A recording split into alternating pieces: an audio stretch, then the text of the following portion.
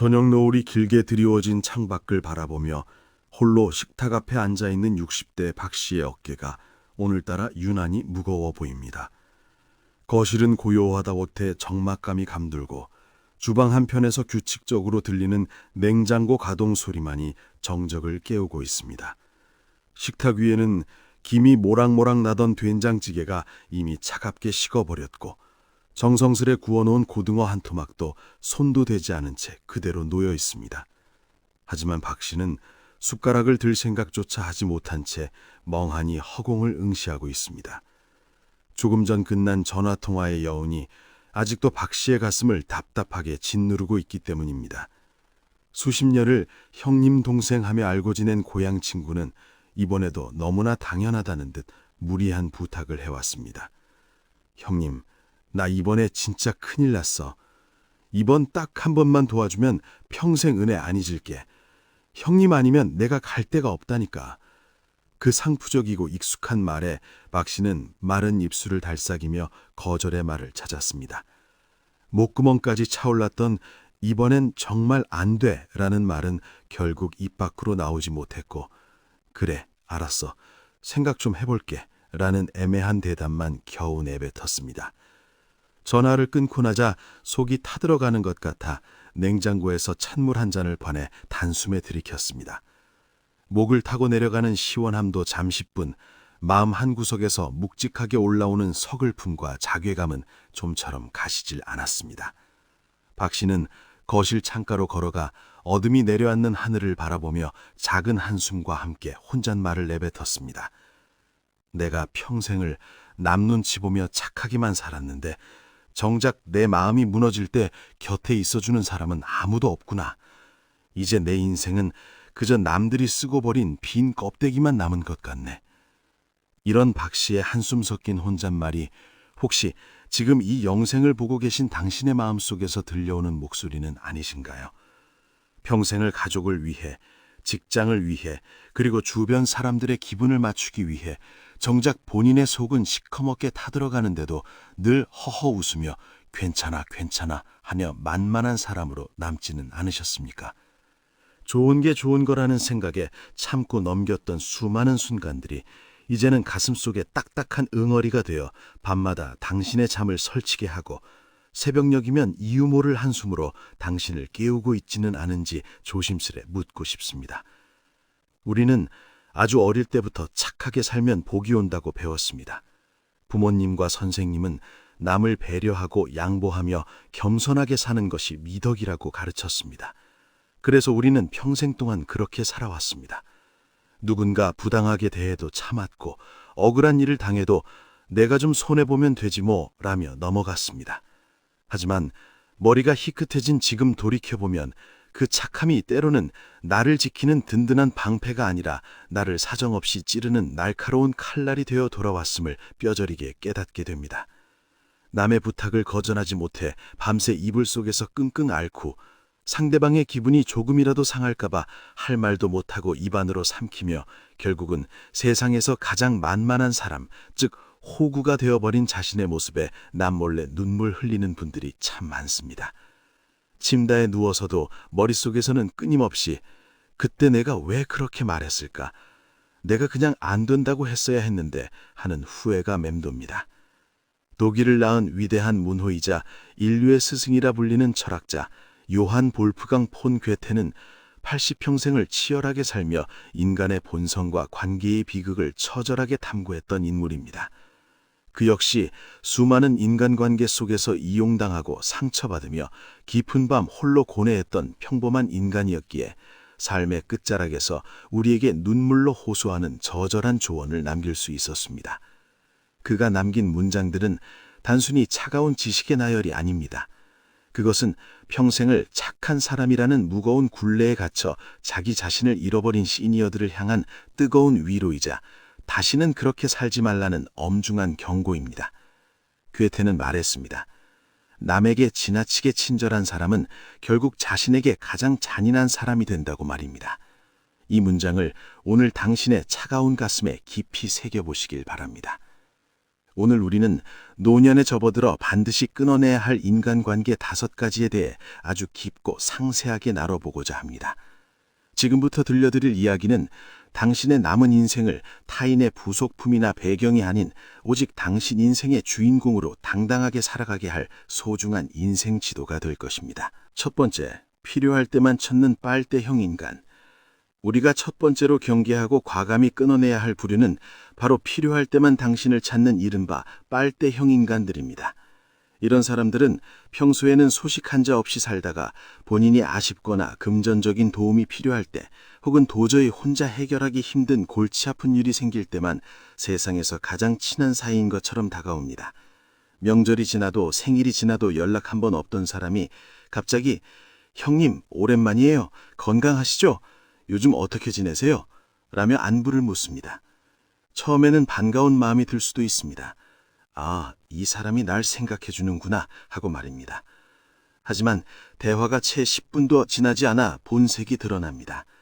형님, 사실은요 하며 조심스럽게 꺼내는 말은 늘 똑같습니다. 돈을 빌려달라는 것이거나 본인의 자식 취업을 부탁하거나 보증을 서달라는 것이거나 아니면 본인이 겪고 있는 법적 문제나 사업상의 어려움을 해결해달라는 것입니다. 당신의 친절과 배려를 고마워하기는커녕 마치 당연한 권리인 것처럼 여기며 당신의 남은 기운과 에너지를 끝없이 빨아먹습니다. 괴테는 자신의 가치를 모르는 자는 타인의 먹잇감이 될 뿐이다고 일갈했습니다. 당신이 베푸는 호의가 상대방에게는 감사함이 아니라 사냥꾼의 연약한 살점처럼 느껴질 수도 있다는 뜻입니다. 당신이 한 번 도와주면 그들은 당신을 언제든 도와줄 사람으로 분류합니다. 그리고 다음번에 또 어려운 일이 생기면 더 큰 부탁을 들고 찾아옵니다. 마치 은행 ATM 기계처럼 필요할 때마다 찾아와 당신에게서 무언가를 인출해다는 것입니다. 퇴직하고 조용한 노후를 보내고 있는데 예전 직장 동료라며 불쑥 연락해 무리한 금전적 투자를 제안하거나 자신의 자식 취업 문제를 해결해달라며 집 앞까지 찾아와 매달리는 사람들을 떠올려 보십시오. 당신은 예의를 갖추어 미안한데 나도 형편이 좀 라며 조심스럽게 거절하려 애쓰지만 그들은 당신의 거절을 배신으로 받아들이고 오히려 서운함을 토로하며 당신을 죄인으로 만듭니다. 형님, 나 이렇게까지 부탁하는데 이러시는 겁니까? 우리 사이가 이 정도밖에 안 됩니까? 하며 도덕적 압박을 가합니다. 여기에 한 남자의 가슴 아픈 이야기가 있습니다. 평생을 성실하게 공직 생활을 하고 은퇴한 김 씨는 고향 후배라는 사람의 끈질긴 부탁을 거절하지 못했습니다.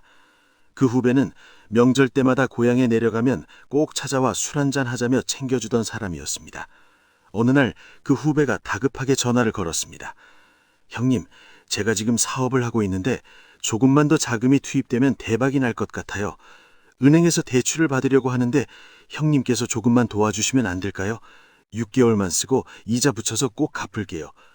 김 씨는 처음에는 거절하려 했습니다. 하지만 후배는 형님, 우리가 얼마나 오래 알고 지낸 사이인데요. 제가 형님을 속이겠습니까? 사업이 조금만 더 풀리면 크게 보답하겠습니다. 눈물까지 글썩이며 애원했습니다.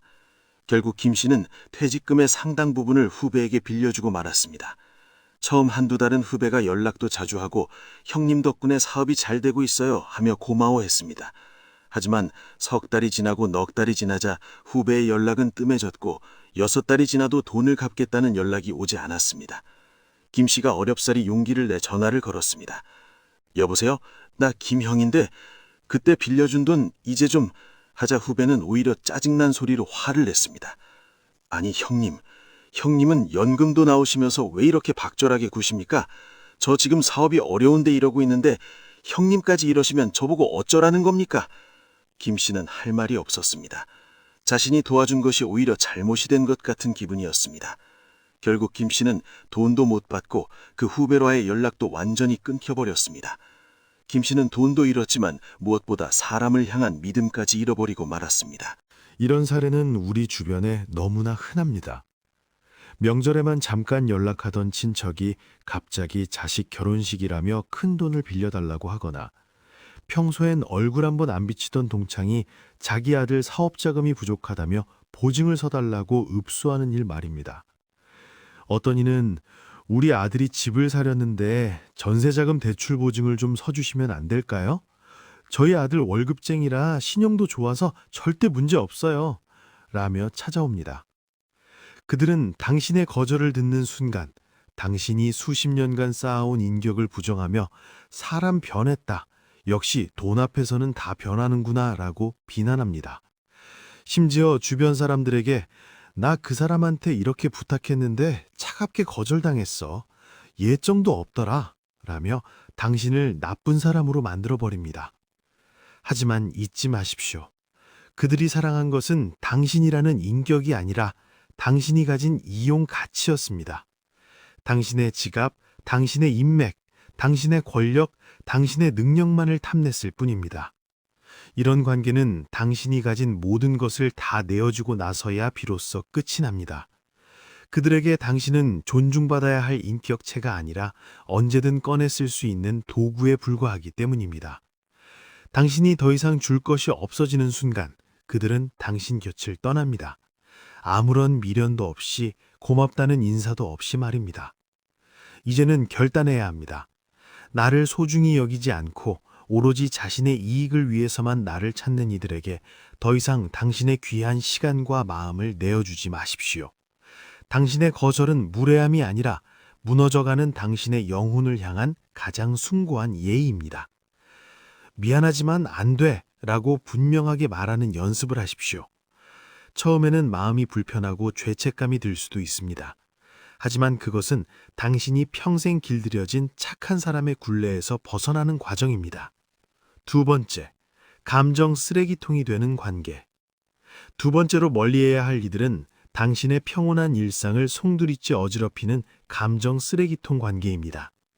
만나기만 하면 세상 모든 불행은 혼자 다 짊어진 듯 끊임없이 남 탓을 하고 배우자 탓을 하고 자식 탓을 하고 세상 탓을 하는 사람들이 주변에 꼭 한 명씩은 있습니다.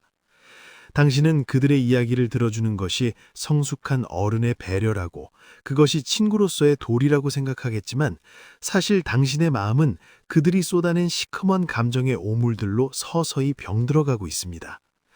노년의 시간은 그 무엇보다 맑고 평안해야 합니다. 평생을 치열하게 살아온 당신에게는 이제 고요한 휴식이 필요합니다.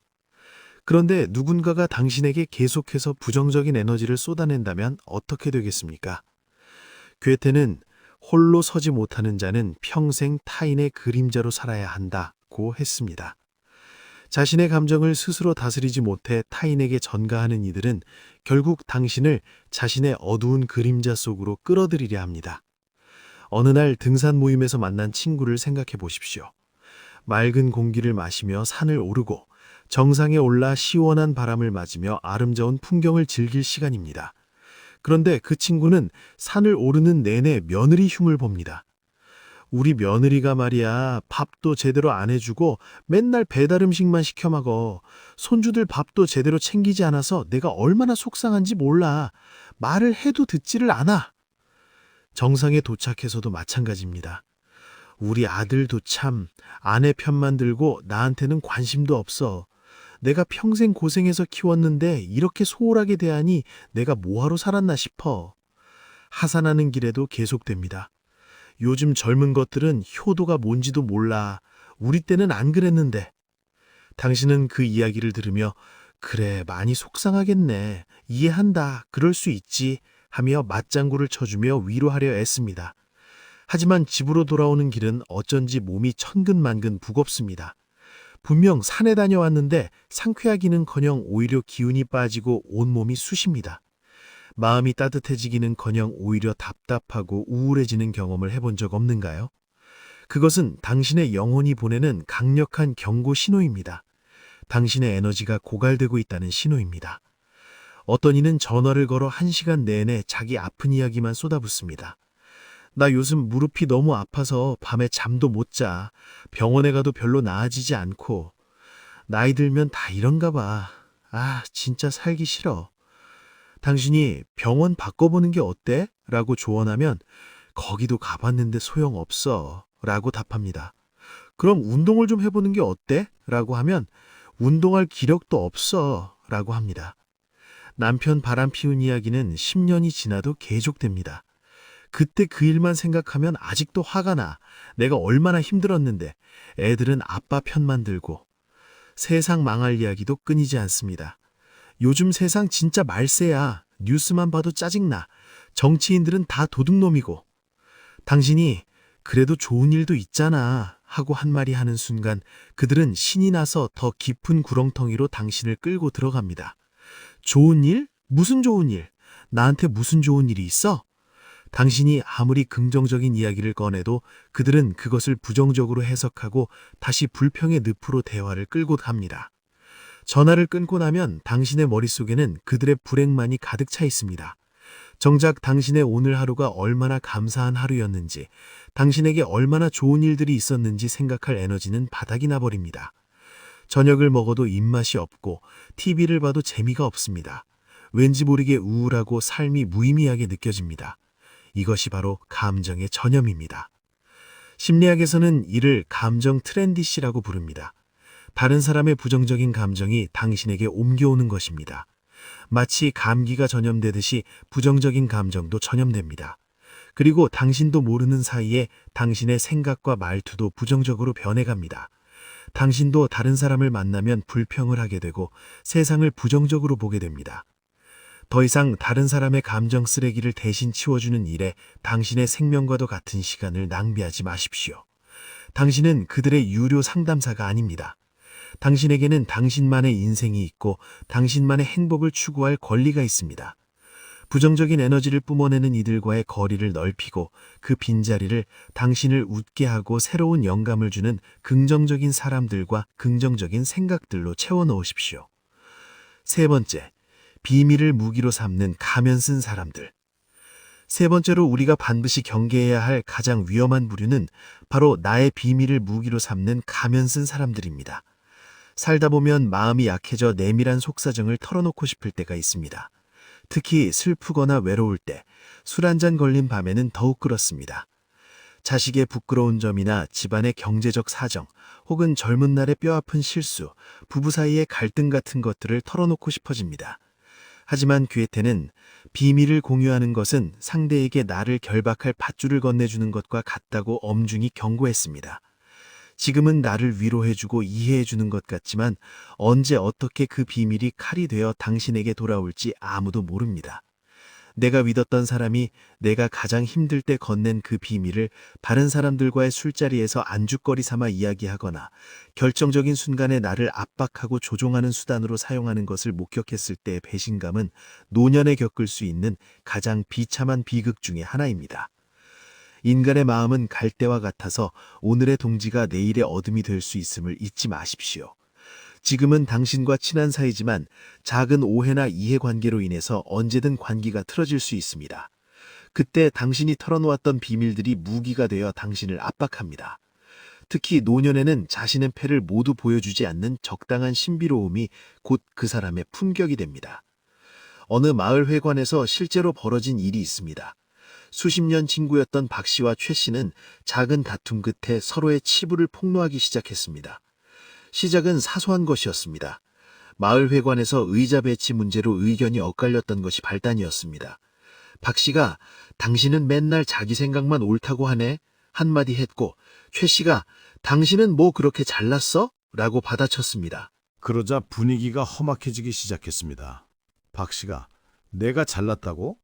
당신 아들이 몇 번이나 사업 망해서 빚쟁이들한테 쫓겨다녔는데 그게 어디 잘난 집안이야? 라고 쏘아붙였습니다. 이것은 최 씨가 술자리에서 박 씨에게만 털어놓았던 가족의 비밀이었습니다. 최 씨는 분노로 얼굴이 새빨개져서는 그럼 당신은 당신 딸 이혼한 거 온 동네 사람들이 다 알아? 남편한테 맞고 살다가 쫓겨나왔잖아 라고 소리쳤습니다. 주변 사람들이 말리려 했지만 이미 엎질러진 물이었습니다. 평소에 서로만 알고 있자고 다짐했던 자식들의 이혼 문제나 재산 분쟁 이야기, 집안의 경제적 어려움, 과거의 실수들이 동네방네 퍼져나갔습니다. 저 집 자식은 겉으로만 번듯하지 사실은 빚더미라더라. 저 사람 젊었을 때 바람 피워서 집안 풍비박산 날 뻔했다더라. 저 집 며느리가 시어머니한테 얼마나 함부로 하는지 아세요? 같은 소문은 꼬리에 꼬리를 물고 퍼졌습니다.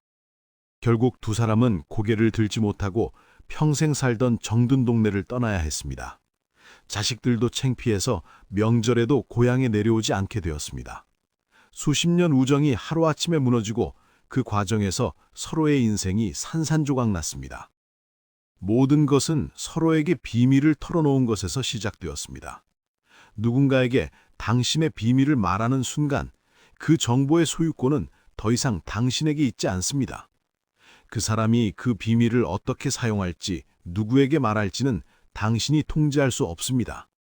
사람들은 남의 불행을 통해 자신의 안위를 확인하려는 잔인한 본능을 가지고 있습니다.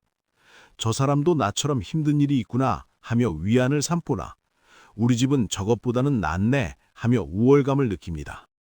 속을 다 보여주지 않는다고 해서 진실하지 않은 것이 아닙니다. 그것은 나를 보호하고 상대방이 나를 함부로 대하지 못하게 만드는 최소한의 방어선입니다. 당신의 상처를 진심으로 안아줄 사람은 오직 당신 자신뿐임을 기억하고 타인에게는 따뜻하되 적당한 거리감을 유지하는 고독의 지혜가 절실히 필요합니다. 네 번째, 과거의 권위를 강요하는 꼰대형 관계. 네 번째는 과거의 권위나 캐캐묵은 위계질서를 현재까지 강요하는 소위 꼰대형 관계입니다. 예전에 내가 너보다 높은 위치에 있었으니까 혹은 내가 너보다 한 살이라도 많으니까 무조건 내 말을 들어야 한다는 태도를 보이는 이들입니다. 퇴직 후에도 예전 직급을 부르며 하대하거나 취미 모임에서 늘 상전 노릇을 하려는 사람들은 당신의 자존감을 끊임없이 갉아먹는 좋은벌레 같은 존재들입니다. 괴테는 말했습니다. 진정한 위대함은 타인 위에 군림하는 것이 아니라 자신의 어제보다 나아지는 것에 있다고 말입니다. 과거의 영광에 사로잡혀 현재의 당신을 존중하지 않는 이들은 당신의 성장과 변화를 방해할 뿐입니다. 노년의 관계는 철저히 수평적이어야 합니다. 서로의 살아온 고단한 세월을 예우하고 지금 이 순간의 인격을 존중해야 진정한 친구가 될 수 있습니다. 동창회나 친목 모임에 가면 이런 사람들을 쉽게 만날 수 있습니다. 야, 김대리, 아니지 이제는 퇴직했으니 그냥 김서방이라고 해야 하나? 하며 옛날 직급을 들먹이며 놀립니다. 자신은 사장님, 회장님 소리를 들으며 대접받고 싶어 하면서 다른 사람들은 과거의 낮은 직급으로 부릅니다. 모임에서 의견을 말해도 자넨 몰라, 내가 그 분야에서 얼마나 오래 일했는데 하며 무시합니다. 어떤 이들은 만나자마자 너 요즘 뭐하고 지내냐? 연금 얼마나 나와? 내 아들은 이번에 상무 달았는데 너희 아들은? 라며 비교를 시작합니다. 당신의 삶이 그들의 잣대에 미치지 못하면 대놓고 동정하거나 가르치려 듭니다. 아이고, 그것밖에 안 나와. 그걸로 어떻게 살아? 자네가 그때 내 말을 들었으면 지금 이렇게 안 됐을 텐데. 골프 모임에 가도 마찬가지입니다. 야, 너 스윙 자세가 왜 그래? 내가 가르쳐 줄게. 내가 말이야 옛날에 하며 가르치려 듭니다. 본인이 잘 치는 것도 아니면서 끊임없이 남을 평가하고 지적합니다. 당신이 좋은 샷을 쳐도 운이 좋았네 하고 본인이 못 치면 오늘 컨디션이 안 좋아서 라며 변명합니다. 등산 모임도 비슷합니다. 내가 이 산을 몇 번이나 올라왔는데 자네들은 이제 처음이지. 내 뒤를 따라오게. 내가 길을 알아. 라며 리더 행세를 합니다. 다른 사람이 다른 코스를 제안하면 그건 위험해. 내 말을 들어. 라며 일방적으로 결정합니다. 이런 사람들과 시간을 보내면 당신은 자꾸만 작아지게 됩니다. 당신의 의견은 무시당하고 당신의 경험은 평가절하됩니다. 당신은 늘 듣는 사람, 따르는 사람이 되어야 합니다. 그들은 당신을 동등한 친구가 아니라 여전히 아랫사람으로 대합니다. 당신은 평생을 치열하게 살아온 위대한 생존자입니다. 누군가의 자랑질을 들어주는 들러리가 될 이유는 전혀 없습니다. 이제 그런 무례함에 억지 웃음으로 화답하지 마십시오. 저도 제 나름대로 잘 살고 있습니다. 라고 정중하지만 단호하게 말할 수 있어야 합니다. 나는 더 이상 당신의 부하 직원도 당신보다 못한 존재도 아니라는 것을 단호한 태도로 보여주어야 합니다. 당신을 있는 그대로 존중하지 않는 관계라면 차라리 고귀한 고독을 택하는 것이 훨씬 더 우아하고 멋진 삶의 방식입니다. 혼자 조용히 산책하거나 책을 읽는 것이 그런 사람들과 억지로 어울리는 것보다 훨씬 더 평화롭고 가치 있습니다. 5번째, 무조건적 희생을 강요하는 자식. 마지막 5번째로 말씀드릴 관계는 어쩌면 가장 가슴 아프고 도려내기 어려운 부분일 수 있습니다. 바로 자식이라는 이름으로 당신의 무조건적인 희생만을 강요하는 관계입니다. 평생을 자식 뒷바라지에 모든 것을 바쳤는데 노년이 되어서도 자식의 경제적 무능력이나 손주 양육 문제로 자신의 남은 삶을 송두리째 내어주고 계신 분들이 너무나 많습니다. 괴테는 자식에게 모든 것을 아낌없이 주는 부모는 결국 자식에게 짐이 된다는 냉철한 진리를 전했습니다. 자식을 향한 사랑이 지나쳐 부모 자신의 노후 자금까지 헐어주고 정작 본인은 빈곤하고 비참한 노년을 맞이하는 것은 결코 미덕이 아닙니다. 그것은 자식의 자립 기회를 영영 뺏는 것이며 부모 자신에게는 가장 잔인한 형벌을 내리는 것과 같습니다. 여기 어느 노부부의 눈물겨운 이야기를 들려드리고 싶습니다. 70을 넘긴 이 씨 부부는 3남매를 키우느라 평생을 허리띠를 졸라매며 살았습니다. 자식들 대학 보내고 결혼시키고 그렇게 힘들게 살았지만 행복했습니다. 자식들이 잘 되는 것이 곧 부모의 기쁨이라고 생각했으니까요. 그런데 막내 아들이 사업을 하겠다고 나섰습니다. 아버지, 제가 사업 아이템이 있는데 자금이 좀 필요해요. 이번 기회를 놓치면 평생 후회할 것 같아요. 도와주실 수 있으세요? 이 씨 부부는 고민했습니다. 노후 자금으로 모아둔 돈이 그리 많지 않았기 때문입니다. 하지만 아들의 간절한 눈빛을 외면할 수 없었습니다. 결국 그들은 평생의 피땀이 서린 집을 팔기로 결정했습니다. 30년을 살았던 그 집에는 추억이 가득했습니다. 자식들이 태어나고 자란 곳이었고 가족이 함께 웃고 울었던 공간이었습니다. 하지만 아들의 미래를 위해 집을 팔고 차가운 지하 월세방으로 옮겼습니다. 처음에는 눈물을 흘리며 고마워하던 아들도 사업이 더 어려워지고 상황이 나빠지자 태도가 변하기 시작했습니다. 아버지, 조금만 더 도와주시면 안 될까요? 지금 포기하면 지금까지 투자한 돈이 다 날아가요. 이 씨는 더 이상 줄 것이 없었습니다. 아들아, 아버지도 이제 더 이상은 하고 말하자 아들은 오히려 화를 냈습니다. 아버지는 왜 항상 중요한 순간에 도와주지 않으세요? 형이랑 누나한테는 그렇게 많이 해주고 왜 저한테만 이러세요? 이 씨는 우울했습니다. 형과 누나에게 해준 것보다 막내 아들에게 훨씬 더 많은 것을 해주었는데도 아들은 그것을 기억하지 않았습니다. 아니, 기억하지 않으려 했습니다. 사업은 결국 실패했고 아들은 빚더미에 앉게 되었습니다. 그리고 부모를 원망하기 시작했습니다. 아버지가 처음부터 제대로 도와주셨으면 이렇게 안 됐을 텐데 왜 집을 팔면서 전부 다 주지 않고 일부만 주셨어요? 명절에도 찾아오지 않는 아들을 기다리며 차가운 밥상을 마주한 노부부에게 남은 것은 텅 빈 통장과 차갑게 식어버린 배신감뿐이었습니다. 이 씨 부부는 지하 월세방에서 라면으로 끼니를 때우며 살고 있습니다. 난방비가 아까워 추운 겨울에도 전기장판 하나에 의지합니다. 병원에 가야 하지만 의료비가 부담되어 참고 있습니다. 자식들은 우리도 살기 힘들어요 라며 도와주지 않습니다. 그들이 해준 것은 다 당연한 것이 되었고 이제 더 이상 줄 것이 없으니 부모는 필요 없는 존재가 되었습니다. 이런 일은 비단 한두 집의 이야기가 아닙니다. 자식이 엄마, 아빠가 안 도와주면 나 길거리에 나앉아. 우리 애들 학원비도 못 내겠어. 부모님이 좀 도와주셔야 하는 거 아니에요? 라고 협박 섞인 읍소를 할 때 부모 마음은 무너집니다. 하지만 그때 당신이 당신의 생명줄인 노후 자금을 내어주는 것은 자식을 돕는 게 아니라 자식을 영원한 어린아이로 만드는 일입니다. 자식이 스스로 문제를 해결하고 성장할 기회를 빼앗는 것입니다. 당신이 무너지면 결국 그 짐은 다시 자식에게 돌아갑니다. 당신이 아프면 병원비를 부담해야 하고 당신이 생활비가 없으면 자식이 부양해야 합니다. 이 비극적인 고리를 끊어야 합니다. 또 다른 사례가 있습니다. 65세 김 씨는 손주 육아로 10년을 보냈습니다. 딸이 엄마, 애 맡아줄 사람이 없어. 직장을 그만둘 수는 없잖아. 엄마가 좀 도와줘. 라고 해서 시작한 육아였습니다. 처음에는 일주일에 이틀만 봐주기로 했습니다. 하지만 어느새 매일 아침 7시에 손주를 데려오고 저녁 8시에 데려가는 생활이 되었습니다. 김 씨는 손주가 예뻐서 봐주기 시작했지만 나이 들어 아이를 돌보는 일은 생각보다 훨씬 힘들었습니다. 허리도 아프고 무릎도 아팠지만 참았습니다. 친구들이 여행 가자고 해도 손주 봐야 해서 라며 거절했습니다. 취미 활동도 포기했습니다. 오로지 손주 돌보기에만 모든 시간을 쏟았습니다. 그렇게 10년이 지났습니다. 손주가 초등학교에 들어가자 딸은 더 이상 김씨를 필요로 하지 않았습니다. 엄마, 이제 애가 컸으니까 알아서 할 수 있어. 이제는 편하게 쉬세요. 김씨는 허탈했습니다.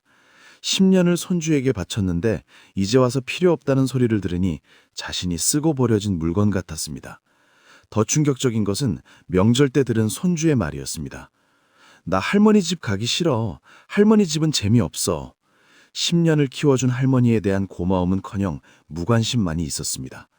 딸도 엄마가 손주 봐준 건 당연한 거 아니에요? 우리 친정엄마인데? 라는 태도였습니다. 이 이야기가 남의 일처럼 느껴지지 않으신다면 지금 당장 건강한 거리두기를 시작하셔야 합니다. 자식은 당신의 소유물이 아니며 당신 또한 자식의 무한한 현금 자동지김이라 무료 육아 도우미가 아닙니다. 당신이 행복하고 건강하게 자신의 삶을 꾸려가는 모습을 당당하게 보여주는 것이 자식에게 줄 수 있는 최고의 유산이자 교훈입니다. 아들아, 딸아, 이제는 너희가 스스로 해결해야 할 때야. 아빠, 엄마도 이제 우리 인생을 살고 싶구나 라고 말할 수 있어야 합니다. 처음에는 자식들이 섭섭해하고 서운해할 수 있습니다. 하지만 그것이 진정으로 자식을 사랑하는 길입니다. 노년의 독립은 자식에 대한 배신이 아니라 서로의 인생을 인격적으로 존중하는 가장 성숙하고 깊은 사랑의 형태입니다. 결론, 새로운 시작을 위하여. 여러분, 여기까지 괴테가 전하는 5가지 엄중한 경고를 들으시며 어떤 생각이 드셨나요?